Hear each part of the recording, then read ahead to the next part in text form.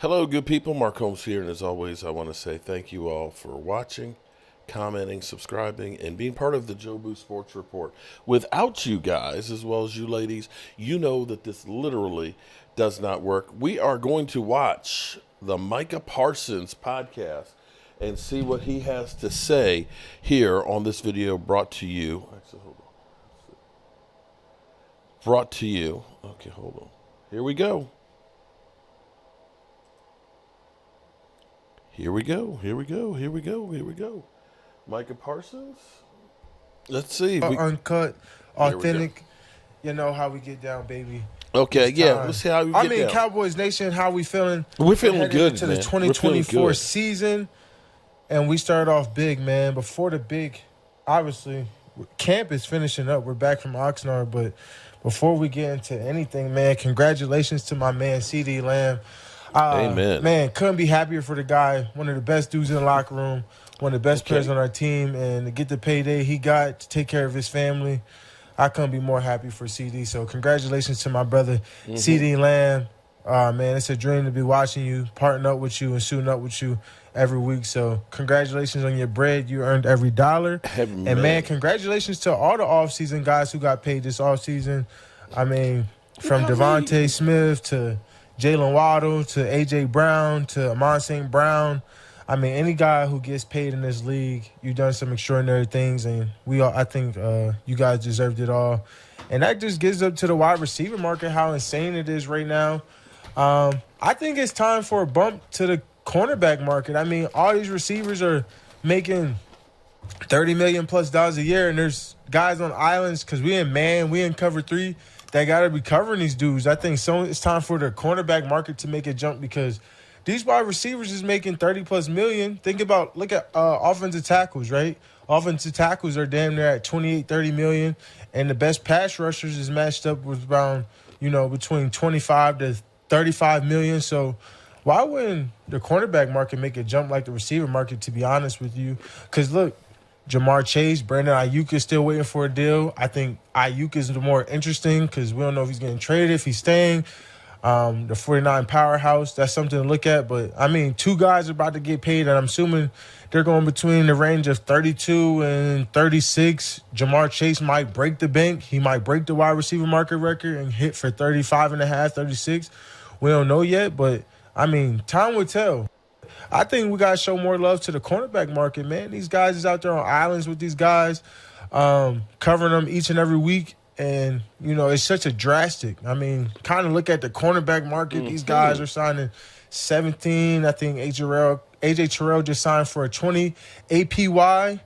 But they're ranging from 17 to 20. And I think, having such a $10 to $15 million difference is substantial, especially in today's football game and market. So it's something to really look at it. But once again, congratulations to all the guys who got paid. You guys earned every bit of it.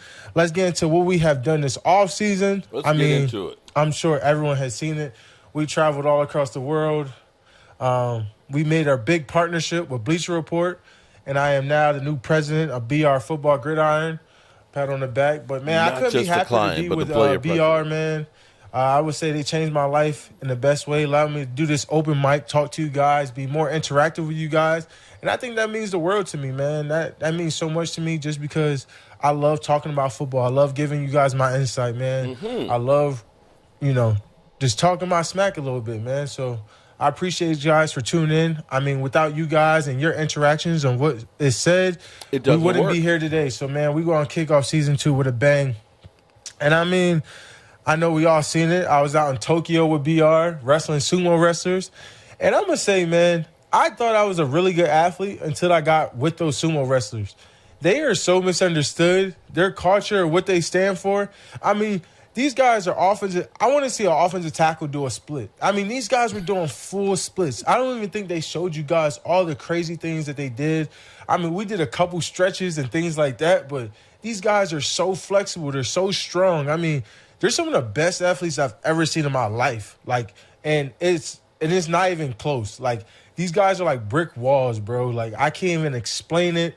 Jerry? These guys, I want to go back I might do a off-season training there for 2 weeks And of course, I had to pull the line out because I didn't like all the stuff going out. But I think that kid was like 17 years old, and I'm like, at the time I was like 24. But such a difference, and that kid was just so massive, and he's still a black belt. He's not even a traditional white belt. His big brother is, and I mean, he's even bigger than he is.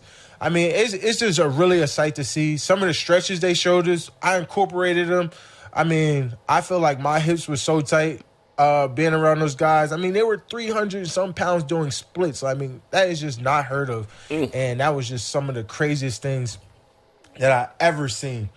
I don't know if they'll be great offensive linemen because all they do is move forward.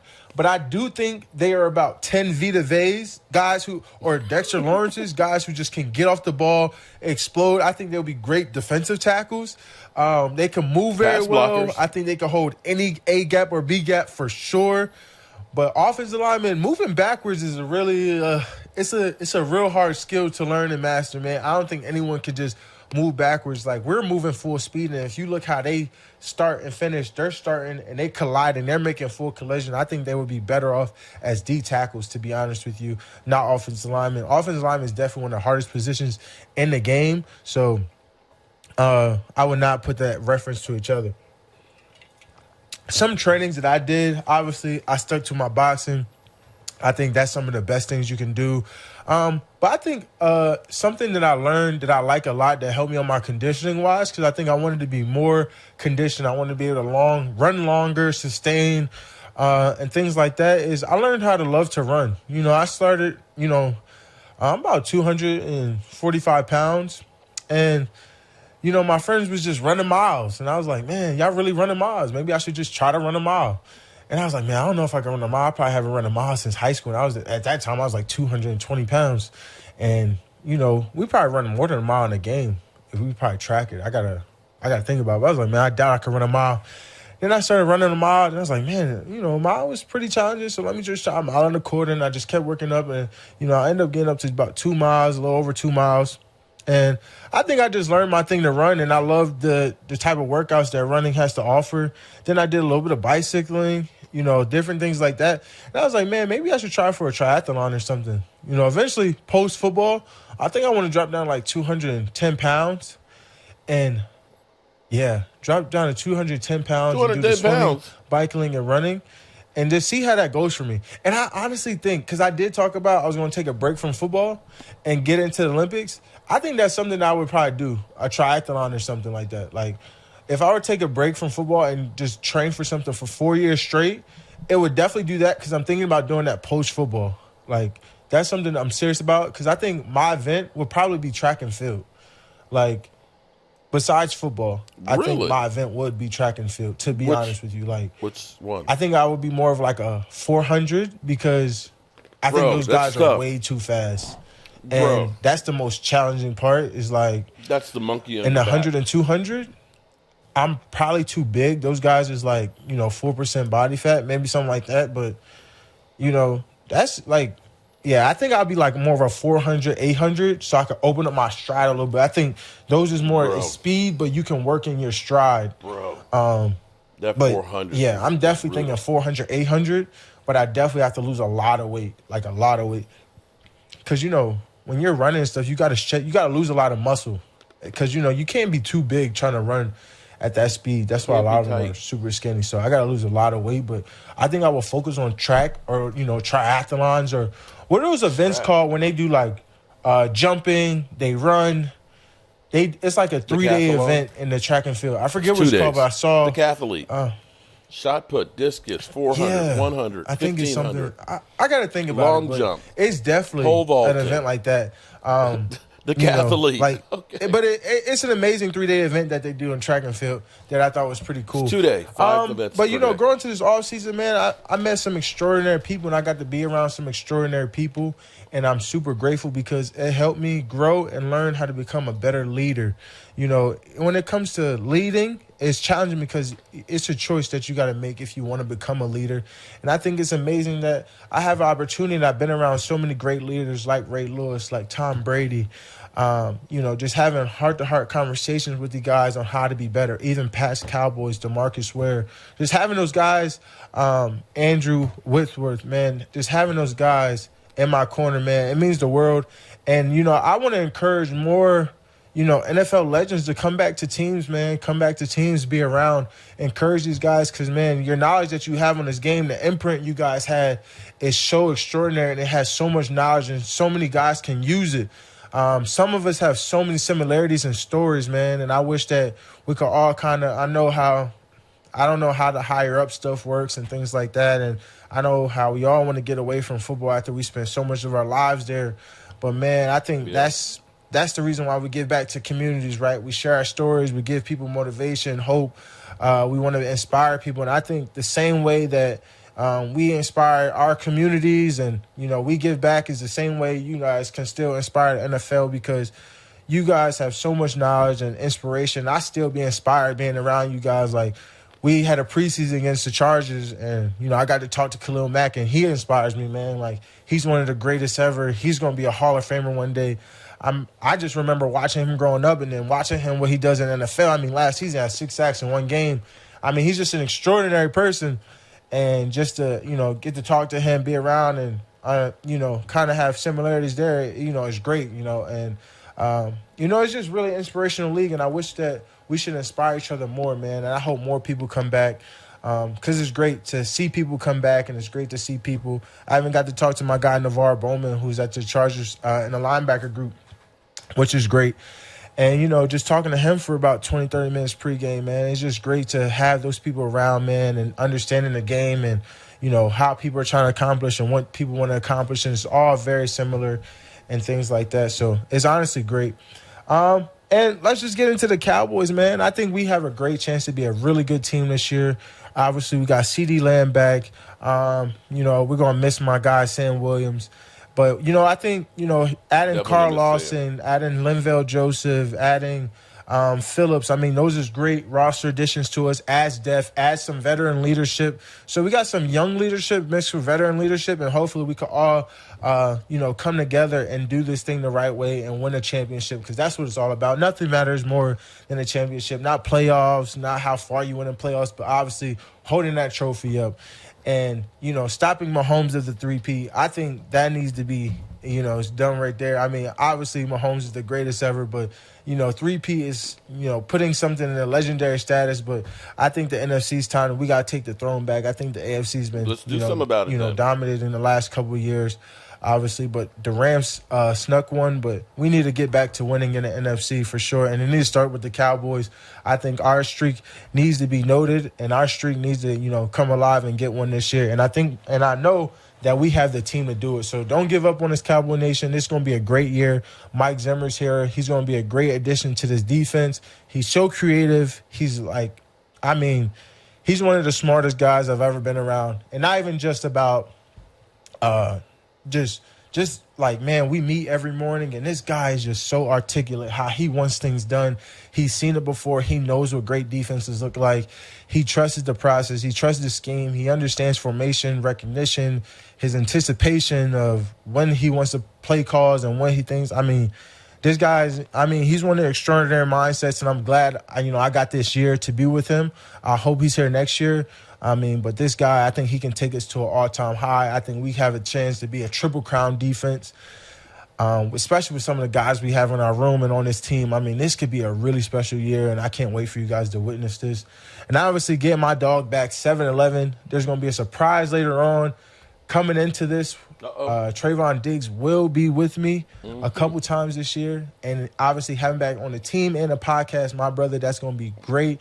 And I can't wait for you guys to witness his greatness and his strides of him coming back. I mean, all of us coming back, and I understand the Deron Bland situation. And obviously no one's more hurt than me. Deron Bland's on legendary status, and I think he's going to be another all-pro, Pro Bowl caliber talent once he returns. But we have to keep going. We have to grow. And then when he comes back, he's going to be just as dominant for us. So, obviously, I cannot wait for that. And then, obviously, there was a lot of talk about me at running back. Coach Mike McCarthy said if I ever got hurt playing running back that, he would just walk off the field. So I don't know Yeah. if my dreams are ever going to come true. But, before I retire, I would hope that, they just give me a carry anyway, just to make, my dreams come true of always being a running back. Because I was a running back before I was In ever a high school. defensive player. Like, this is a Yes. true story. I was a running back. Like, that was, like, my goal in life to be a running back. Like, I dreamed of being a running back. I wanted to go to Oregon University. I grew up on DeAnthony Thomas, all of those guys. Like, I wanted to be an Oregon Duck and, play running back. But it so happens that, coaches saw things in me that I didn't see in myself. And they said, you're playing defense. We don't care what you say. And I went to the greatest university on earth, Penn State University. And I went to LBU, which is the best linebacker school in the country. So if you're a linebacker or anywhere else, I can't see that you go anywhere else. Is linebacker you all day, every day. And just like that. So, Okay. Anyway, 20 minutes, 15 minutes. I'm going to say if I was a running back and I had to pick a play that I was going to run, mine would be either toss crack out of I'll do 11P just so they come out in nickel defense. I'll do 11P. And it would just start like this. And I would run it to the field. I'm going to put a bunch over there because this happens to me a lot too. So we're going to start right here. That's the center. We got guard tackle. We're going to do an off YT. We're going to put the wide receiver on the ball. And then we're going to have another, whatever the Z over there. And then none of that other stuff's matter. This the Q. This me. He's going to trap him. The tight end's going to work up to the linebacker. The wide receiver's going to trap the end. He's going to get the nickel. It's going to be me one-on-one against the corner. If that does not win, I will be ashamed of myself that I can't beat a corner. If Micah Parsons I will coming be around the ashamed edge, of you're myself. cornerback. That's like Derrick Henry against corners, baby. That's how I look at myself. I'm Derrick Henry versus another corner. I'm running toss crack every day. Me one-on-one with the corner. Just like that. Just like that. And this That would play, be and they scary. run this play a lot in the NFL, but I feel like, me and Derrick Henry could probably run it the best, to be honest with you. Because we could get one-on-ones with corner. I feel like this is an audit. Unless the end is someone who can beat, like, the end has great recognition, this play should work almost every time because I've seen it work a lot. And that the linebacker crushes the tight end. But if everything matches up well, I'll be one-on-one with the corner, and I love that matchup every time. As long as he don't, go for my kneecap. There you go. And then if another one doesn't work out, I'm definitely going for duo. Just regular duo. Double teams the A and B gap, tight end, double team the end, and we just got to find the gap. Find the gap. So he doesn't want to run And up then the middle. there was a lot of trash talk this offseason between me and CJ about who's the best division of football. Oh, here we go. And I would just say, honestly, with so much happening right now, it's hard to say. I mean, I think the NFC, honestly, bro, this is like very tough because like it's hard to say who's the best division. But I want to go sides really because I think the NFC is the hardest side if you talk about talent. And if you talk about talent and everything, I'm going to say the NFC is the hardest side. Just because, like, they're both so talented. I think you're right. You make the argument about the AFC. Sheesh, this is hard. It's really hard. Man. You make the argument with the AFC North because they do have so much with the Ravens, the Steelers, the Browns, and the Bengals. Where they were ranked all in playoffs last year and who they have, the additions they made to their team, I will put the AFC North, first. I feel like the AFC North would be first. I would have to say I'm going to go NFC this time. I'm going to go to NFC East, obviously, with my Cowboys, Eagles. I think we're one of the top 2 teams in the league. Giants is rising, and Washington and Dan. We don't know how that looked, but Jaden Daniels looks promising. Daniel Jones looks they're like still building ass. a team over there. But the third division is definitely going to be the NFC North. I think the Bears have made one of the greatest off seasons, and what we've seen from Caleb Williams off rip, I mean, that was a great opening day. I don't care what anybody says, timing, whatever. It's a great opening day. He does have to do it in the regular season, but he made some amazing throws. He did some amazing things out there. That Packers, we saw what Jordan Love looks like. The Vikings, understand their QB situation, but they still have a great unit. And the Lions, they went all the way to the NFC Championship game last year. That division's serious. You could argue that that's the number 2 division in the NFL. And then, obviously, I'm going to go NFC West as the 4th division.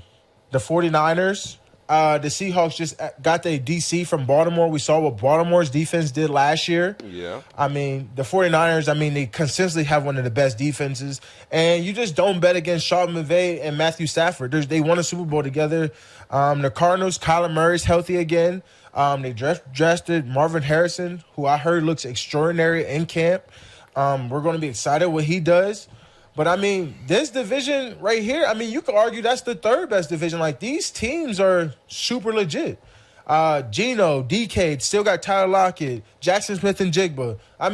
If we're talking about sides, I definitely think that the NFC side is the hardest side in general. To make it to playoffs in the NFC, to get a high ranking, to come out the NFC is the toughest route, to be honest with you. It is.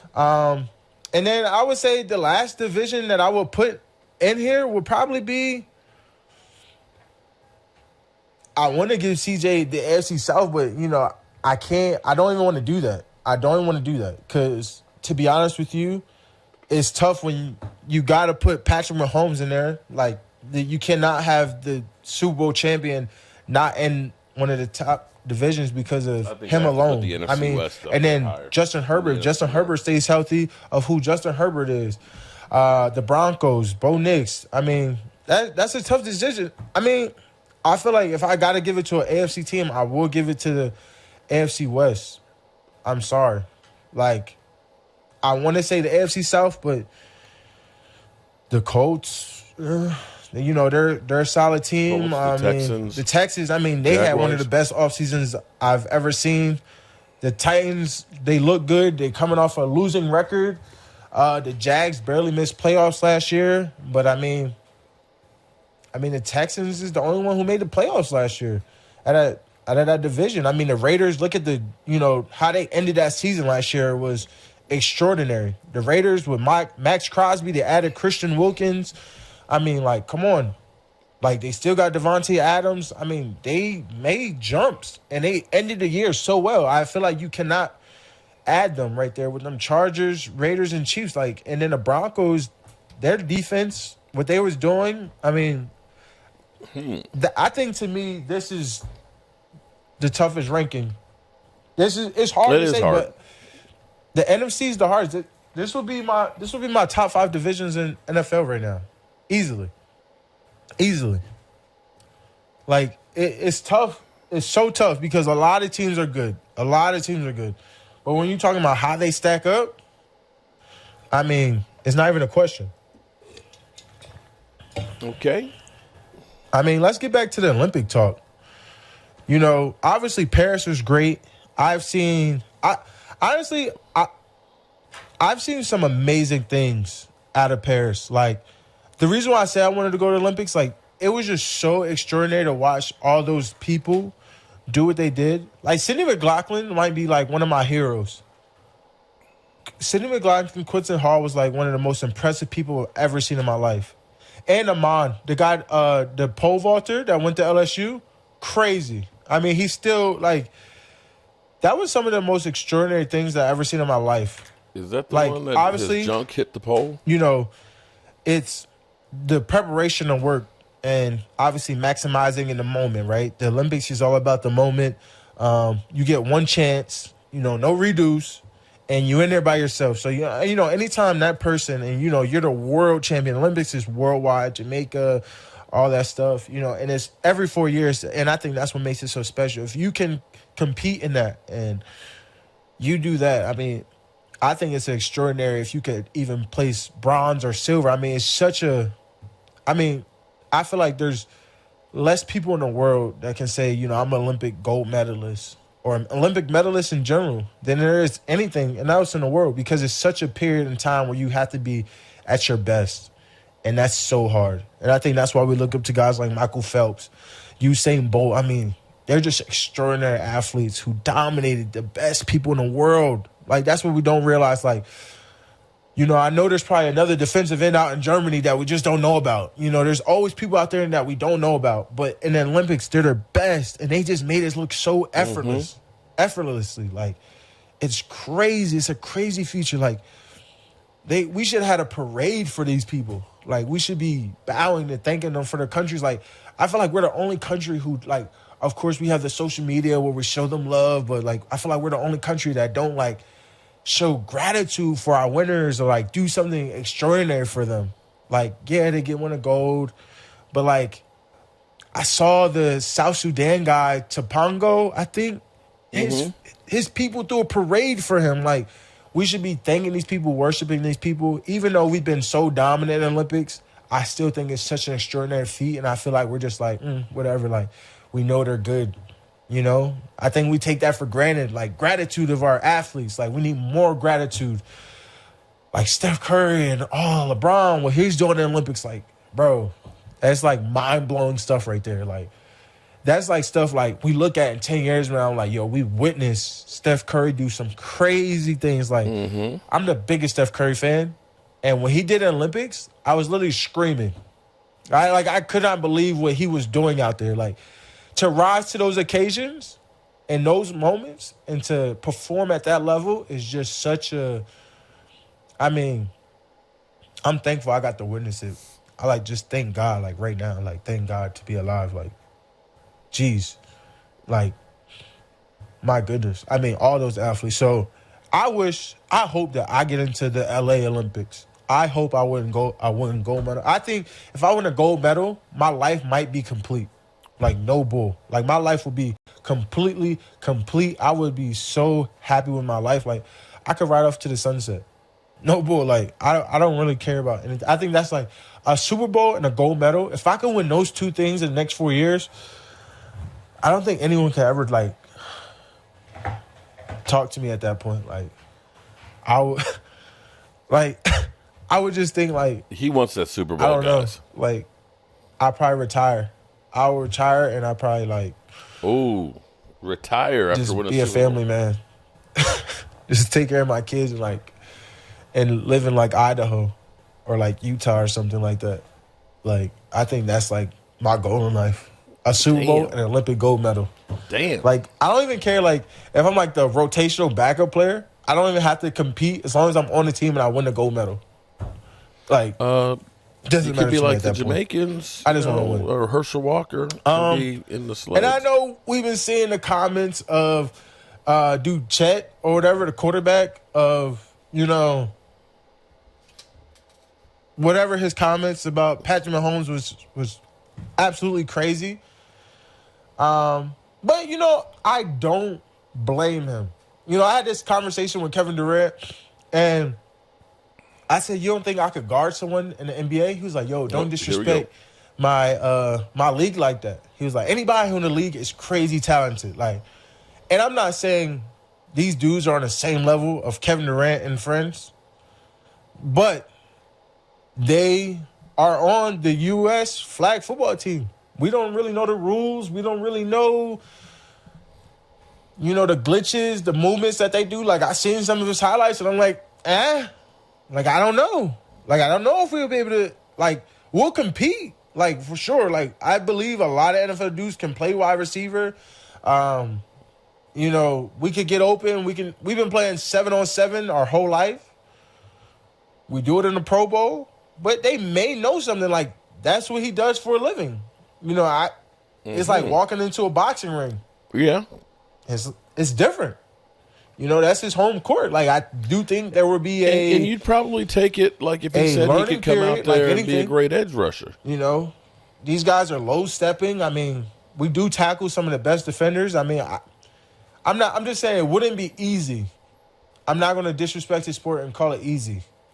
Like, it's not easy, but at the end of the day, when you're one of the best athletes in the world, you learn. Like, that's what part of learning and growing, being great, is you're constantly learning. So I do think there's some football players that can come in instantly and start for the USA flag team. Now, all positions, no, there's probably some technique and some experienced vet things that you have to look out for. But I think some of these guys can be great mentors for the NFL players. Like I said, I don't want to disrespect his sport. I never played U.S. flag football. I seen a couple highlights through social media just like y'all. But I do think there are some players, and I just feel like he's taking the wrong approach about it. No NFL player came out and said, how media talks. The media was saying all this stuff, and he took it personal. We should not take that personally. It's the truth. Like, I'm not saying I could come in and start right now, but I'm saying I could probably make the team. For sure. I'm going to come out there and compete. I'm going to try to make that team. No doubt about it. They said, Mike, come try out for the USA team. I will be there. There's no doubt about it. I got to win me a gold medal to rep the country. Okay, how about this? Can we get back to I'm the going to go Super win a Bowl? gold medal. Like, no doubt about it. And then we got Noah Lyles and Tyreek. Now, respectfully, the Cheetah's one of my favorite players of all time. He's up there right now. Oh, he's up on my wall. That's Tyreek Hill right there. Tyreek say he wants some of you, Noah. And I can't believe you know who Tyreek. Listen, Tyreek fast. He fast. But he don't want nothing to know. He don't want nothing to know. Listen, I only know Noah through social media. I don't agree with the stuff he be saying. He do sound a little corny sometimes. But man, that boy fast. Tyreek don't want none of that. Nah. Tyreek, stay away from that, man. You don't want that. That man a professional runner. Now, if you say Tyreek could train for a year or two, now we're talking a different ball game. But I don't think Tyreek waking up out of sleep and saying he gonna go beat Noah Lyles in 100. Stay away from that, Tyreek. I bet on Noah every day of the week. I'll put up the 50 for Noah. If you say y'all got 100, you talking about 50K. And you versus Noah Lyles, I'm gonna take Noah Lyles. I'll put the 50 up. You just ain't trained for it. Now you talking about a year or two of training? It's different. It's real different. But fresh out of your sleep, stay away from that, Reek. He a professional. He Olympic champ, boy.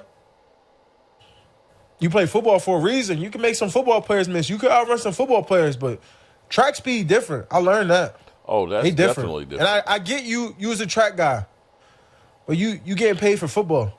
You got stick football. Now, we talking about 40 yards. I done seen Noah in that 40, 50 meters. That ain't strong. That ain't as strong as Tyreek. I take Tyreek all day on that. But that top end speed, after them 50 meters, I done seen that in the Olympics, boy. Stay away from that one, Reek. You right. Keep that joint around 40 yards, 40, 50 yards. I like you. If he hit that top end speed, it's over. Sorry. It's levels to races. 40 yards, Tyreek Hill. Anything longer than that, no allows. 100%. We can't even argue. All right, so I'm going to go ahead and leave it right there. So we got a taste of Micah Parsons' podcast. Definitely has the worldview and the multi-sport athlete, to highlight some of this. Talks about wanting to win a Super Bowl, and he's like, if I win the Super Bowl, I might just retire. That he'd love to do track and field. He was trying to figure out what, we're talking about the decathlon, which is what I tried to be actually in college, but I kept breaking the pole vaulting poles. It's a lot of skill involved in it. You got to throw the shot put, the discus, you've got to long jump, you got the high jump, you got the pole vault, you've got the 100 meters, you've got the hurdles. You've got the 400 meters, and you've got the 1500. I think. Oh, and the javelin. Got to throw the javelin as well. Not an easy thing. I mean, that is a whoo. So we got that, and he's the president of Bleacher Report, of course, now with this podcast and things. And I'm gonna say today's a day off. Ain't nothing going on. What do you do on your day off? He's chilling, having a good time, doing his podcast, just sitting there by himself. He's not out in the club getting tipsy, not drinking alcohol.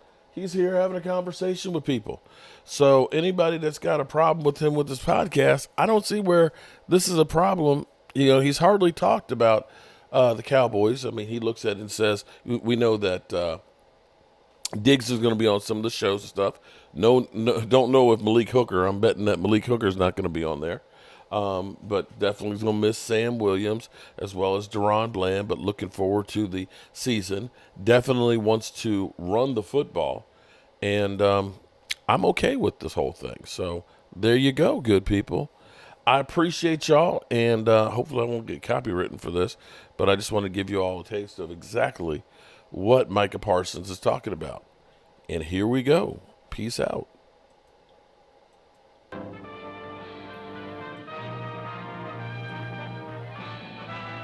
Spanning the globe to bring you the constant variety of sport, the thrill of victory, and the agony of defeat. The human drama of athletic competition.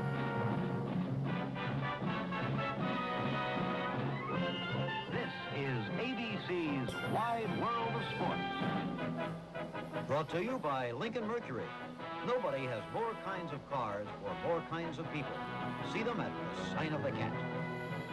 By Goodyear, makers of the custom Steel Guard radial tire. And by State Farm Mutual. Almost anywhere you live, there's a State Farm agent nearby. Like a good neighbor, State Farm is there.